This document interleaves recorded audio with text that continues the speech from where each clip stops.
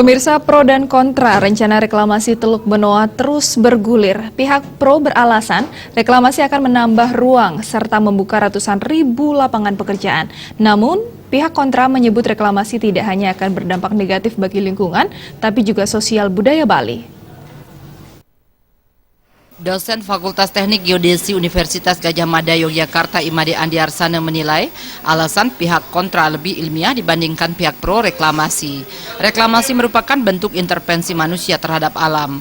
Belum tentu jelek, namun yang pasti akan terjadi pemindahan material dari satu tempat ke tempat lain.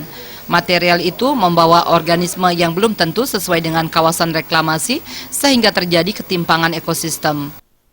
Reklamasi itu kan pada dasarnya intervensi terhadap alam oleh manusia gitu kan.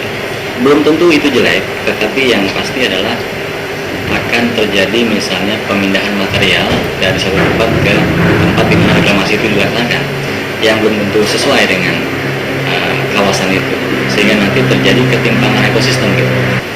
Perubahan bentuk garis pantai itu akan menimbulkan perubahan arah arus. Atau mungkin di satu sisi kita reklamasi, tapi itu bisa menimbulkan, jadi kan arah airnya jadi berubah gitu kan, itu bisa menimbulkan kerusakan di tempat lain. Andi menambahkan pihak pro reklamasi menganggap rencana tersebut dapat menambah ruang baru terhadap aktivitas dan kreativitas seni. Reklamasi tidak bisa dilihat dari faktor ekonomi. Kalau terjadi kerusakan lingkungan, keuntungan ekonomi tidak akan bisa membayar kerusakan yang terjadi. Andi juga khawatir munculnya istilah revitalisasi bertujuan untuk membuat kesan positif terhadap sesuatu yang mungkin tidak sepenuhnya positif.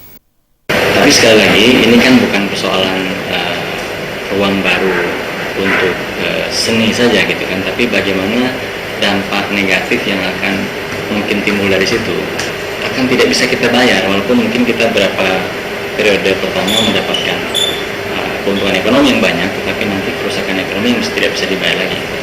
Menurut Andi, pemerintah harus melakukan kajian yang serius mengenai rencana reklamasi, termasuk menggelar dialog atau debat ilmiah dengan data yang jelas dan riset terpercaya yang melibatkan pihak pro dan kontra reklamasi.